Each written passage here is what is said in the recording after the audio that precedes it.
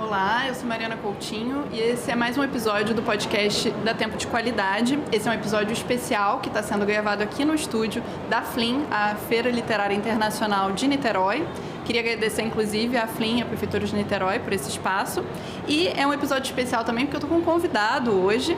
Está aqui comigo o Elvio Cotrim, que é professor de literatura da Universidade Federal Fluminense e também autor de uma newsletter que eu gosto muito, né, que tem o teu nome e que, se vocês ainda não conhecem, recomendo irem lá assinar depois de ouvir esse episódio. Boa tarde, Elvio, obrigada por ter vindo aqui hoje falar um pouquinho comigo. Obrigado, Mariana, boa tarde a todo mundo. Uma oportunidade ótima estar aqui para conversar de literatura com você. Obrigada. Bom, hoje a gente está aqui na FLIM e o tema do episódio é uma provocação literária, né? Você já pegou um livro assim para ler por acaso, escolhendo pela capa, na livraria ou na biblioteca? Quando foi a última vez que você realmente se surpreendeu com um livro? Se por um lado a digitalidade ajuda a democratizar a leitura, com mais acesso e mais informações sobre literatura e cultura de forma geral, por outro, as redes sociais nos impõem formas de leitura utilitarista, ou seja, voltadas sempre a um propósito definido. Um livro, então, só vale o nosso tempo se puder ser vertido em alguma coisa útil. Ler para uma prova, ler para aprender algo novo para o trabalho, ler como forma de desenvolvimento pessoal ou para reforçar a identidade nas redes sociais. Onde foi parar o prazer da leitura? Onde foi parar a nossa abertura para ser surpreendido, para ser arrebatado por um livro, para enxergar com os olhos de um personagem muito diferente da gente? A literatura precisa mesmo estar sempre a serviço de um propósito? Nosso tempo anda assim tão escasso que não podemos nos dar ao luxo de apenas ler sem pretensões?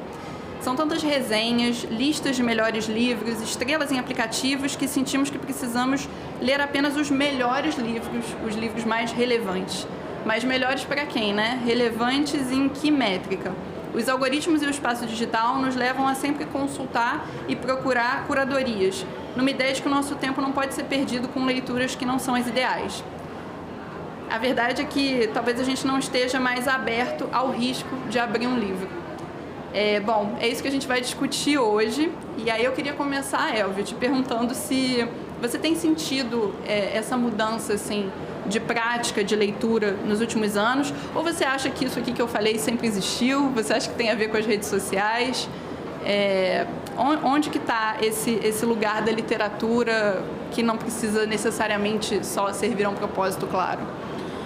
Muito bom. Bom, Mariana, eu acho que a literatura, como um fato social, né, ela está submetida, como todos os outros, às lógicas, eu acho, do próprio tempo. Uhum. Então, acho que a literatura, a leitura, o hábito de ler um livro, assim como assistir a um filme, né, ela está efetivamente não capturada, que seria uma palavra muito forte, mas ela está tensionada em alguma medida por essas dinâmicas, ou seja, aquilo que você disse muito bem no início.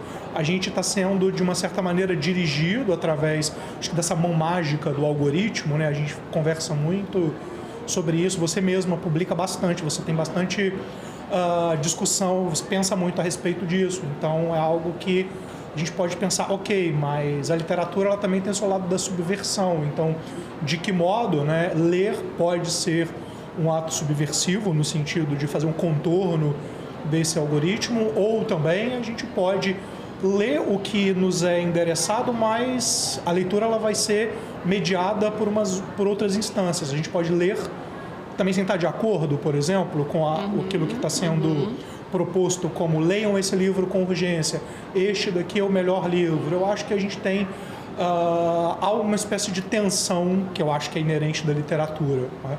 Mas o convite é sempre que leiam, porque um leitor, depois que ele entra num trajeto, eu acho que ainda uma trajetória, né? Melhor dizendo, ainda que ele possa vir guiado ou direcionado por uma mão, a minha experiência aí de professor de literatura mostra que o leitor ele faz seus próprios caminhos em alguma medida depois. Você acha, Elvio, que essa coisa de a gente ficar tentando controlar muito como a gente vai fazer as nossas leituras, que é uma coisa que acontece muito por conta de todas essas informações que a gente tem online, né? Então você tem que ler a sinopse do livro antes, você tem que ler uma resenha antes, você tem que ver se ele teve uma avaliação muito boa nas redes sociais. isso não vai um pouco contra até o fazer literário mesmo, no sentido de que a literatura tem que surpreender a literatura tem que fazer a gente sair do nosso lugar de conforto, né? Então, quando a gente coloca todas essas... essas características que um livro deve ter para valer o nosso tempo, né? Ele tem que ser útil, ele tem que ser elogiado, ele tem que ser lido por muitas pessoas. A gente também não está matando um pouco o cerne da literatura? Seguramente, porque a literatura, historicamente, ela não obedece a essa demanda, né? Me parece que o pacto literário anterior a esse que a gente está vivendo, eu acho que você faz um diagnóstico bom do que a gente está vivendo, ele é um pouco ao contrário. A natureza, a literatura, ela tem uma natureza que é interessante, né? Ela também obedece a uma espécie de comunidade, né? Nós, pensando na literatura ainda antes da gente ter o objeto livro, né? Que a literatura também se exercia por óbvio e se exerce ainda de forma oral, era uma comunidade que se reunia para ouvir uma história. Ela é, em alguma medida, social nesse sentido e obedece também a uma espécie, eu vou chamar de gosto aqui, para que a gente, enfim, não entre tanto na história, mas um gosto comunitário, daquela pequena comunidade.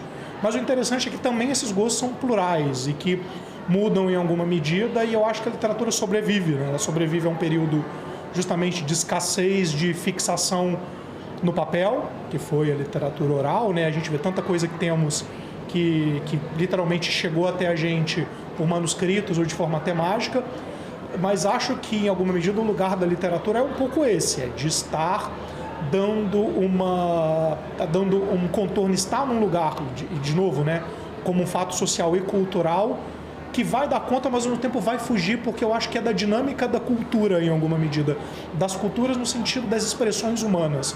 Como é humana, e aí talvez seja o meu lado utópico de professor de literatura, eu não acredito na captura absoluta da literatura por uma lógica do mais vendido, por uma lógica absoluta. Quando eu digo uma captura, eu estou falando efetivamente de uma capitulação mesmo, né? de uma espécie de subordinação absoluta. Ela vai passar por aí, mas pensando aqui na própria Flin onde a gente está, a gente entra aqui no espaço onde está ocorrendo a Flin, a gente vê, por exemplo, uma série de editoras pequenas, né? Autorais, autores apresentando as suas próprias obras aqui. É uma medida de estar fugindo. A Flin está cheia nesse momento, né? A gente não está podendo mostrar isso, mas aqui, por exemplo, está cheio de pessoas, que podem estar vieram aqui motivadas por um algoritmo, mas uma vez que estão aqui, a gente tem o imponderável. Isso, eu acho que eu acabei andando, mas cheguei num lado. A literatura tem um quê do imponderável. Eu acho que ela nunca vai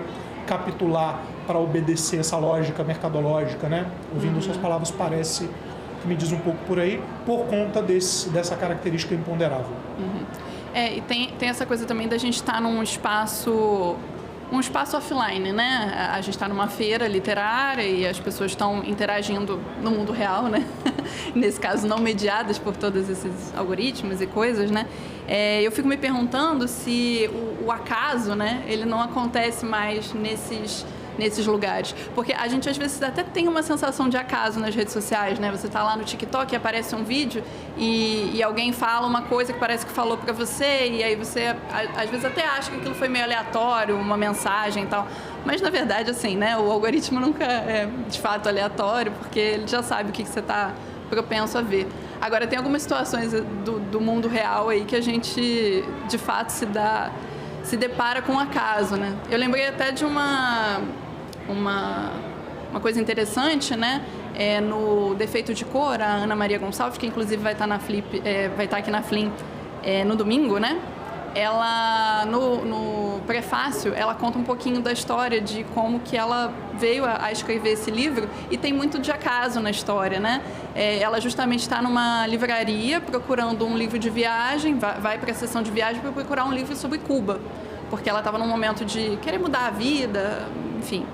E ela deixa uma pilha de livros caírem no chão e se depara com um livro sobre a Bahia, escrito pelo Jorge Amado.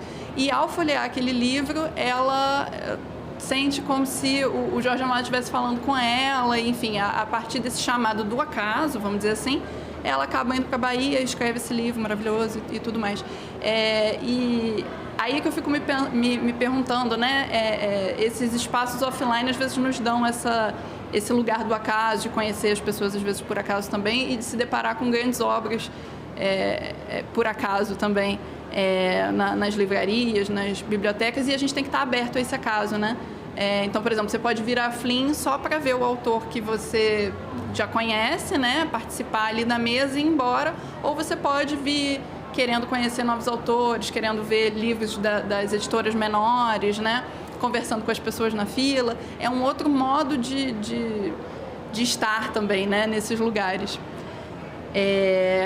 E eu também me lembrei de um post que eu vi do blog Zona Cinza, que é do Vitor Herman, é um blog que eu gosto muito também, e que ele falou recentemente que ele fez uma consultoria para algumas livrarias, e eles sentiram isso nas livrarias, que o consumidor ele já está chegando com o livro que ele quer ler e ele não fica mais andando pelas prateleiras para ter essa coisa da descoberta, né, do livro. E isso muito porque já vem de uma lista do TikTok e tal. Agora a gente tem até as livrarias, tem algumas seções ali, os livros do TikTok, né? Por um lado, eu acho legal que as pessoas estão lendo por conta dos influencers e tal, mas por outro, eu acho meio preocupante que a gente fique muito direcionado, né, por essas coisas do algoritmo e tudo mais. O que você pensa disso? Você tem visto isso também com os teus alunos, enfim? Eu tenho percebo as histórias que você traz que são muito interessantes, elas dão conta desse jogo duplo, né? Quer dizer, há uma influência, eu acho que esse nome é muito interessante, né, dos influencers, eles trazem efetivamente aquilo que o próprio nome diz, você disse que é preocupante, eu também tenho essa preocupação, mas ao mesmo tempo eu acredito que naquele livro, o influencer ele influencia, mas ele não consegue mais controlar, por exemplo, aquilo que cada leitor ou cada leitora vai encontrar na obra que ele direcionou por qualquer motivo, que eu acho que isso não cabe, mas aquele leitor tem uma frase, vai ter uma referência ali dentro que vai falar com aquele leitor. E nesse sentido eu acho que o aleatório entra. Opa, mas esse nome aqui, esse castelo, eu quero ver na internet que castelo é esse. Então a própria dinâmica, eu acho que de estar online pode levar essa pessoa a ir para um outro lugar. Então, nesse sentido, que eu acho que a literatura, ela de uma certa maneira, ela vai estar sempre... ela vai conseguir sobreviver em alguma medida a essa tentativa, eu acho que de um controle absoluto dessa direção, né? Ou seja, um trabalho de um influencer, por mais importante, por mais que todas as métricas, né, da tecnologia digam que ele apresenta, quando a gente está falando de literatura, eu acho que tem a dinâmica do imponderável. Seja procurando online, seja procurando, estando numa livraria, porque em alguma medida, acho que a gente tem menos, de um modo geral, nós estamos menos offline, né? A nossa presença está massiva no online, não. Mas, ao mesmo tempo, a gente tem o inverso. Nós dois estamos aqui porque a gente se conheceu online. Sim. E aí, de uma certa maneira, tem uma proposta. Eu acho que isso é importante e vem também da literatura. Elvio, vamos nos encontrar lá, por mais que, ironicamente, quem vai não estar escutando vai ser também pelo ambiente online, essas pessoas não vão estar nos encontrando, né, offline, mas podemos, né, pensar nisso em alguma medida, talvez seja um projeto aí, se pensar, né, e vamos desvirtualizar o encontro, mas o online também a gente consegue, às vezes, instintivamente criar algum tipo de estratégia de saída e de contorno, e de novo pela literatura, nesses clubes de leitura que se organizam, por exemplo, eles têm encontros presenciais programados, onde a gente tem um espaço de socialização, por mais controlado que ele possa estar pela figura do mediador ou pela figura do influencer. Eu acho que aí é que a literatura vai entrar. Ah, não gostei daquela parte não. E eu também não, mas ele elogiou. A gente cria você cria aí um novo pacto, tem uma nova relação nascendo. E acho que a literatura vai ter esse lugar, na medida em que tem um leitor. Acho que não importa se ele está qualificado, pouco qualificado, não importa. Cada leitor tem uma trajetória. E ele também tem a sua própria bagagem. Acho que essa fricção que é muito interessante, ela me interessa. Uhum. Sempre o que a leitora e o leitor, por mais guiados e por mais dirigidos que eles estejam, uma vez chegando e abrindo o livro, eu acho que a conversa passa a ser outra.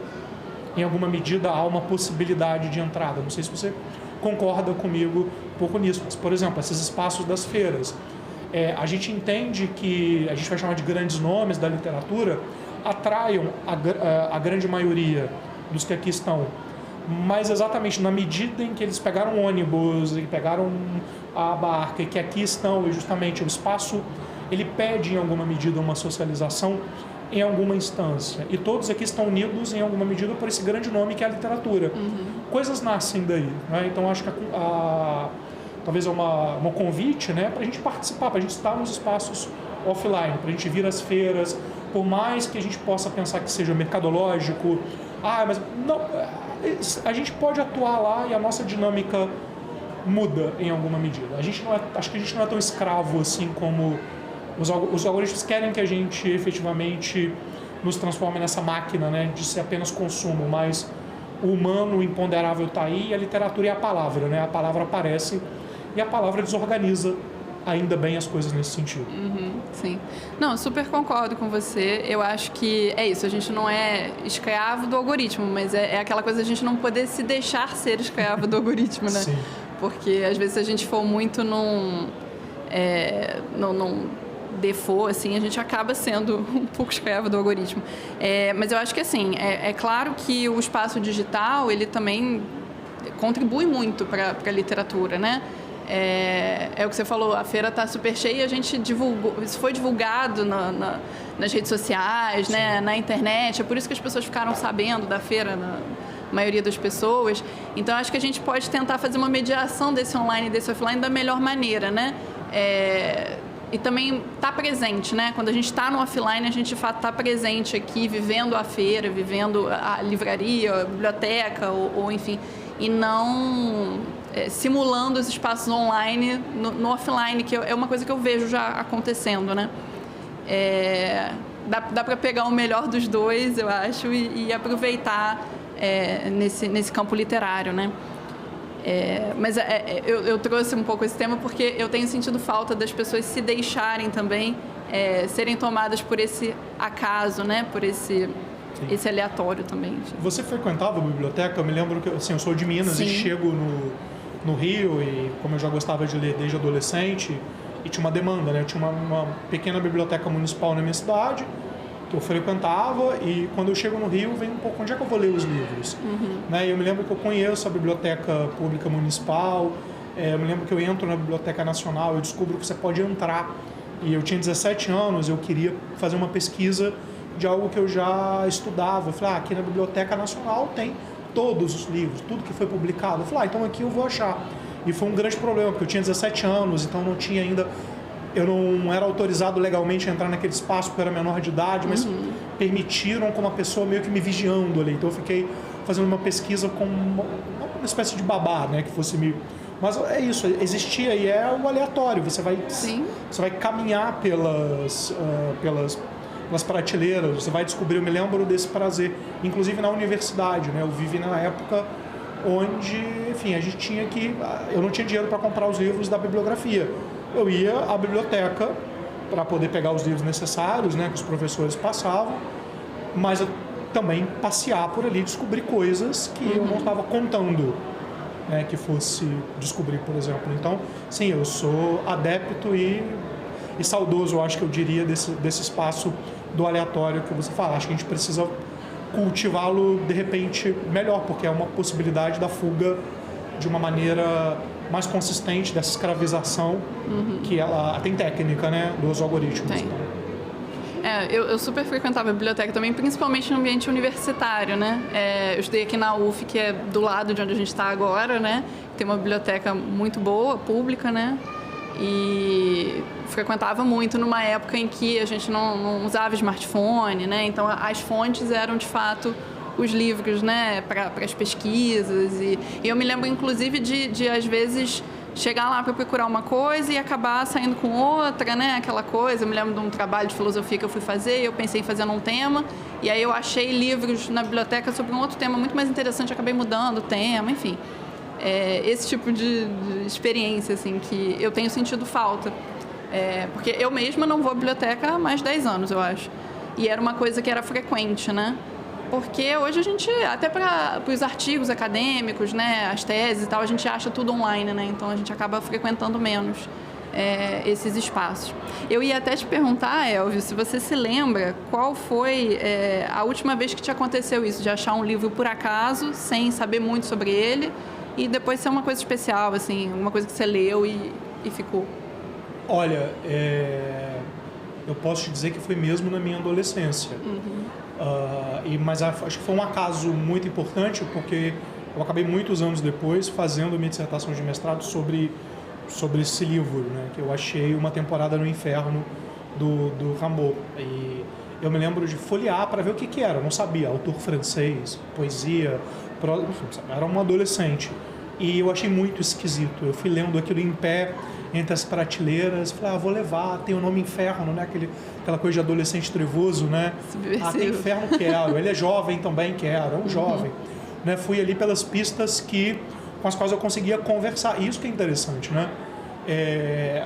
O Rimbaud, com todo o peso intelectual que ele tem, né? Um dos grandes poetas franceses até hoje, mas isso era irrelevante para aquele adolescente que abriu e que só pôde fazer a relação com aquele livro mediada por aquilo que ele tinha naquele momento. Levei, não entendi nada, e fui embora. E me lembro de estar na graduação e um professor oferecer uma disciplina de eletiva. Falei, olha, me lembro, acho que eu vou lá agora. Quem sabe agora, numa universidade de letras, né, estudando francês, eu consigo entender. Aí me interessei e fiz uma dissertação sobre o Rimbaud. Continuo entendendo muito pouco, ou seja, o menino não estava tão errado. Tem algo ali que é da ordem do incompreensível, né? Mas acho que a última lembrança que eu tenho vivido, eu espero que eu tenha tido outras, mas eu acredito que seja assim. E acontece com livros de poesia normalmente, porque curioso. Eu acredito que a poesia, infelizmente, ela tem pouco espaço de circulação nesse ambiente que a gente está dizendo, né? Controlado, mediado. A gente sabe que uma tiragem de um livro de poesia é muito modesta, né? Então, quando a gente fala de letras, a gente está ainda pensando, né? Um livro é um romance, um livro de ficção é um romance mesmo. E poesia, quem lê? Eu tenho uma disciplina de ensino de literatura na educação básica e provoquei na primeira aula nesse sentido. Ninguém lê poesia. Isso não é um crime, não é uma acusação, mas que sintoma é esse? Né? E aí sempre, mas não entendo, mas tudo bem, mas a leitura também é um processo, né? Parece que poesia fica num lugar... E por quê? Ela escapa um pouco dessa lógica de venda, ela está completamente à parte. Então, de repente, né, pensando assim, alguém ouvindo a gente, se sentindo aqui delirantemente, achando que alguém vai se sentir provocado por esse nosso papo, eu espero que sim. Mas eu quero fugir, eu quero ler coisas que normalmente o algoritmo não pegue. Que circule pela parte de poesia de uma livraria, por exemplo, ou de uma biblioteca, ou de um espaço, ou que circule poetas vendendo zines, por exemplo. Por exemplo, aqui mesmo tinham pessoas... Exato, você compra, faz aquela aposta, eu vou ler, não está publicado, eu vou fazer uma aposta na leitura, eu vou fazer uma aposta nesse encontro do aleatório que você disse. Legal. E você falou que poesia é um processo, né? E acho que a leitura, de maneira geral, assim como a escrita também, é um processo. E esses processos parece que estão sendo meio apagados também, né? A gente já vê tudo muito pronto, os resultados sempre, e parece que ninguém mais tem tempo para os processos, né? Isso também é uma questão que você vê, assim, em relação à leitura, as pessoas não têm mais... sentem que não tem mais tempo desse processo de você começar a ler um livro e talvez não entender, e ter que ler de novo, e ter que consultar outras fontes e ouvir outras pessoas e voltar no livro depois, enfim. Quando esse processo parece muito longo ou muito complexo, a gente tende a desistir ou, enfim, a procurar processos mais fáceis e enfim. Isso é uma coisa que eu até escrevi um texto sobre isso, dessa coisa dos processos, que me parece que também essa nossa vida online mudou um pouco essas percepções. Você acha que em relação à literatura isso também acontece? Eu acho que acontece sobretudo quando a gente fala de literatura, né? Só para fazer um paralelo rápido antes de entrar na questão da literatura mesmo, a gente tem um fenômeno de quem assiste série, filme, de assistir acelerado, né? 1,5, 2, porque, não, eu quero assistir todas as... foi lançada na Netflix todos os episódios dessa temporada e são 12 episódios de 1h30, eu quero assistir tudo até o dia seguinte. Tipo, mas não tem esse número de horas no dia seguinte que feche, mas tem esse sentido da urgência, não do processo justamente, mas de chegar até o final. Que é a questão do utilitarismo, né? Tem que servir para alguma coisa, para eu marcar lá que eu assisti. Né? Marquei que eu assisti, terminei, quase que uma espécie de competição, né? Quem termina primeiro, etc. E quando a gente está falando da literatura, em alguma medida, quanto tempo eu demoro para ler um livro? Né? Depende do livro. Não, mas ler 100 páginas, justamente, mas eu não tenho tempo de concentração. E a gente fica com aqueles eternos clichês. O que é isso? Ninguém mais vê um vídeo que dure mais de 3 minutos. Me parece que, assim, isso é um fenômeno muito recente. Nós somos seres humanos, nós somos animais poéticos, animais da linguagem, há alguns milhares de anos. Então, a gente está dando como derrotada e vencida e superada algo que evolutivamente não faz nenhum sentido. Então, eu não consigo. Sim, eu acho que, às vezes, eu digo algo que pode parecer um pouco tosco, né? Mas é como fazer atividade física. Por exemplo, por que eu preciso fazer 3 séries de agachamento, isso ir evoluindo? Eu não faço agachamentos na vida. Por que eu tenho que ler um livro de poesia? Eu não vou sair por aí poetizando a vida, mas é uma espécie de instrumental para que eu possa fazer várias atividades, pensando na atividade física, né? Várias outras ações que eu tenho um corpo. Eu sou um indivíduo que possui um corpo, então eu preciso, né, que algo caia, eu preciso poder me levantar. Então eu preciso trabalhar aquela musculatura. Isso leva tempo. E a gente está vivendo a época da hiperperformatividade. Então, é crossfit, aí a pessoa ela já é atleta em 3 meses, e aí dá-lhe hormônio, né? E a literatura, em alguma medida, nós também somos seres. A gente é um corpo, mas a gente também é um ser de linguagem, né? E aí, como é que eu faço para uma elaboração? Há um limite? Eu acredito que não há nenhum tipo de limite para uma capacidade de ninguém de ir refinando e sofisticando a linguagem. Mas é um processo, como você disse, e demora tempo, é sedimento, é outra ordem. Como é que a gente vai criar uma espécie de ordem do tempo para essas coisas? Eu não tenho essa resposta, mas acredito que seja em alguma medida esse trabalho. Então a gente precisa. O tempo que o neoliberalismo dos algoritmos me exige, me comanda, não é um tempo humano. Eu não respondo ele. Então talvez a gente precisa devolver essa pergunta. Não, mas não é porque que eu preciso sentar e passar 2, 3 horas tentando entender 2 ou 3 páginas de poesia. É porque que me obrigam a fazer coisas que eu demoraria 12, 13 horas para fazer em 1h30. A gente precisa devolver e fazer essa pergunta em outro sentido, entende? Parar de querer responder uma pergunta que é irrespondível. Não, mas tem algo que é anormal e não é a leitura da poesia. É esse processo produtivo no qual a gente se encontra. Essa mediação utilitária, o termo é perfeito que você usou, da nossa relação com a linguagem, com o imponderável, com o aleatório. Veja bem a escolha de palavras que a gente tem usado para discutir aqui, né? Acho que um pouco isso. Pode parecer utópico, mas sou professor de literatura, eu trabalho com utopia, exatamente. Total. E você falou também, fez um paralelo aí com o exercício físico. Eu fiquei pensando também, quando a gente começa a fazer exercício físico, não sei você, mas eu sempre odiei exercício físico, assim, na minha adolescência e tudo mais. E todo mundo me falava assim, não, mas você tem que insistir um pouco, porque chega um determinado momento que você sente prazer com o exercício, né? E eu tive uma experiência de um tempo atrás que eu comecei a correr e eu realmente cheguei num momento que eu comecei a sentir prazer com a corrida. E aquilo pra mim foi muito disruptivo, assim. E eu sinto que a literatura também é um pouco assim, sabe? Você tem que esforçar ali um pouquinho no início, às vezes pode ser meio desconfortável, mas você chega num lugar que você sente muito prazer com aquilo, né? E quando a gente está sentindo prazer, a gente não precisa ter uma utilidade, né? Por si só já é a utilidade. Então eu acho que tem esse processo também que pode ser um pouco árduo no início, mas que vale a pena, né? A gente passar por esse momento. Porque no exercício físico fica muito claro também, tem a carga utilitária também, né? Dos benefícios que você vai ter depois para chegar nesse lugar. E, assim, acho que na sociedade que a gente vive hoje não é tão claro, às vezes, para as pessoas os benefícios de você mergulhar na literatura, né? Sim, veja bem, e é importante, talvez, a gente possa encontrar aqui, ou dar alguns exemplos, olha, tem alguma utilidade, mas talvez a gente volte ao início da sua fala. A literatura não é um processo utilitário, mas é um processo humano. Exato. E, portanto, ele é fundamental e constitutivo. Né?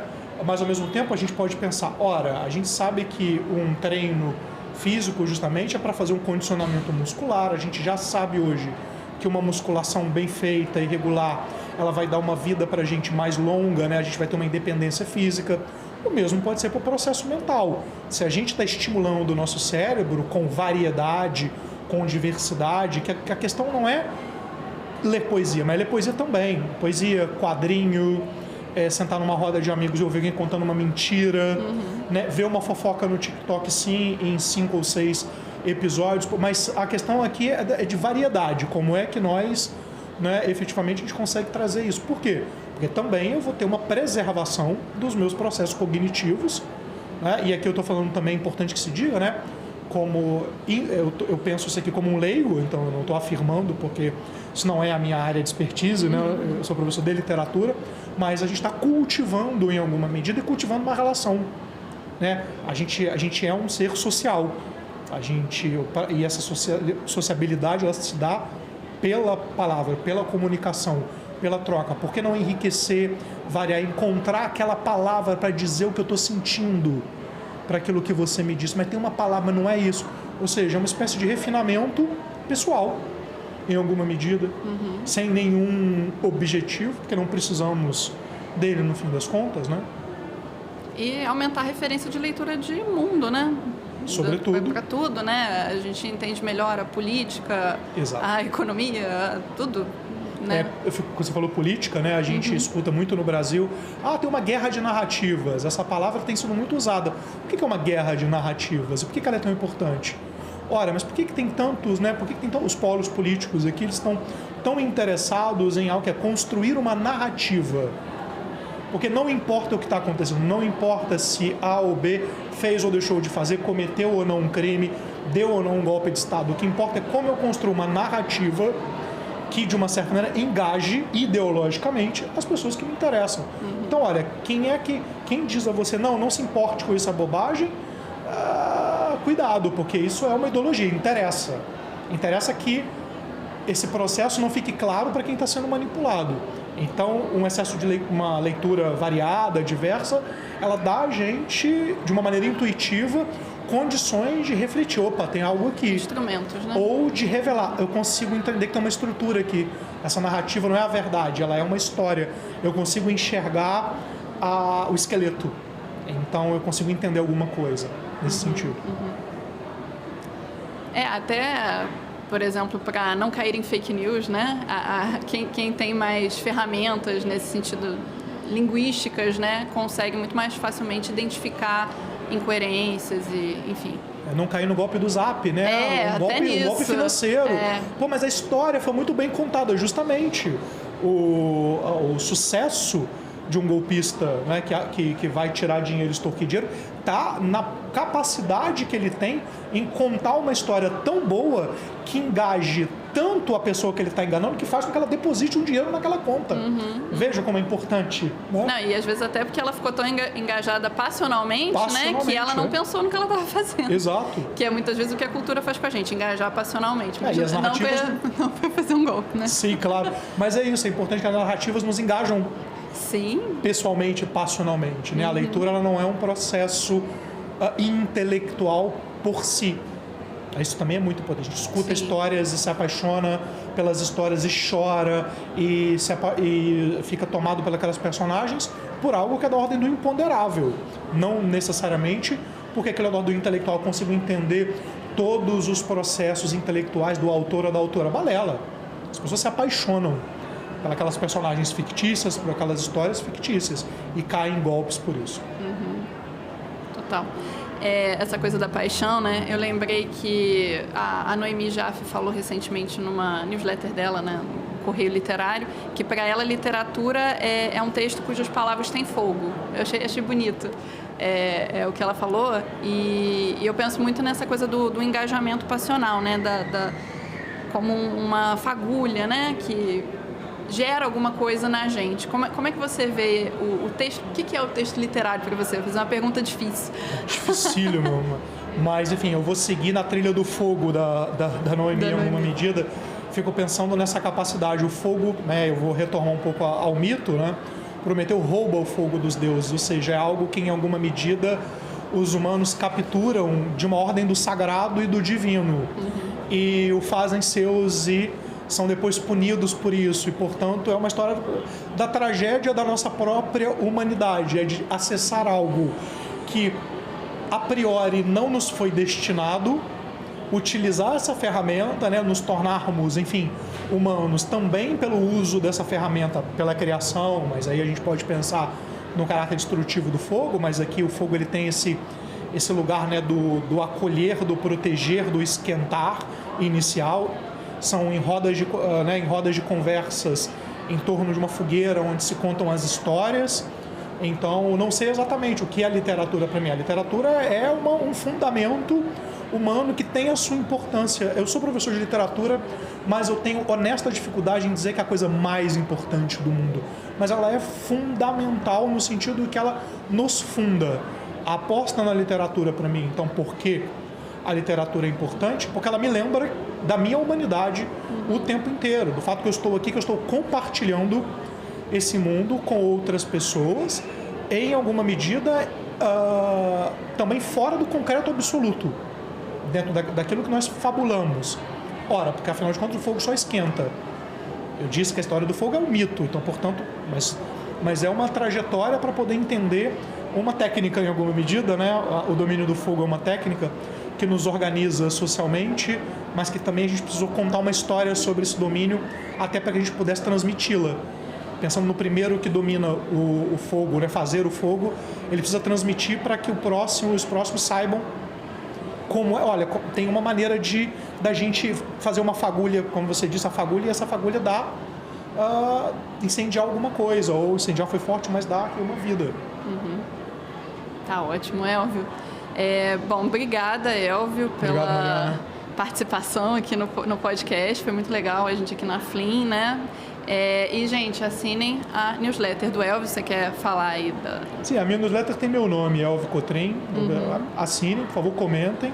E venham às feiras, participem, tá muito legal. Isso aí. Então, comentem. Também eu vou postar esse podcast lá no Substack. Então, você que está me ouvindo aí, faz um comentário do que você achou dessa conversa, se você concorda com a gente, discorda, enfim, traz a sua opinião. E é isso. Muito obrigada, gente. Até a próxima. Obrigado, pessoal. Até a próxima. Valeu.